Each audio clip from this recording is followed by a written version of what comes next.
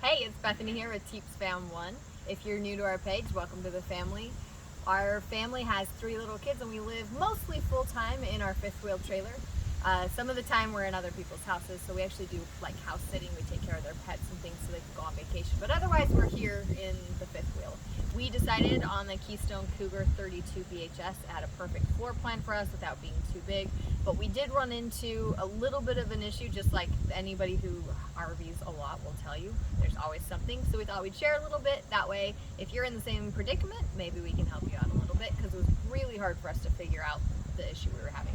So we've got this really cool panel you can see here, and it's new for the 2021, and there's a couple of different flushes. If you're new to RVing, when you flush out your black tank, which is where all your sewage and everything stays, then after it runs out, you'll hook up a hose and flush that tank out with fresh water and clean it through that way. The issue we were having is we have 2 black tanks, one for the front and one for the rear, and we weren't sure which one of these hoses went to which tank, and they're not labeled at all. So I'll show you a little bit about what I mean by they weren't labeled. So we do have one that says tank flush, which should be your black tank flush, but then we have this one and it's all covered up. Under that, when we removed it, it says gray flush, which didn't make sense to us because you don't really flush a gray tank at all.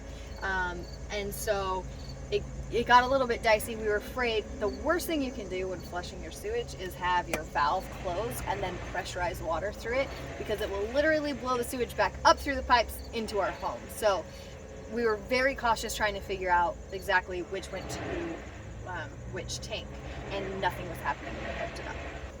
So after a lot of research, we finally figured out what the issue was and how to fix it. So we're going to show you that. So after a lot of research, we found a forum that let us know there is a piece that you can find underneath the sink in the master bathroom called the vacuum breaker check valve. These are a one-directional flow, and what happens is in the factory they get installed backwards. So as we connect our hose up to it, we're forcing water hitting the bottom of that valve and it's stopping it, so it's not going anywhere, and we had no way to flush our black tank. Go. So this is what the vacuum breaker check valve looks like.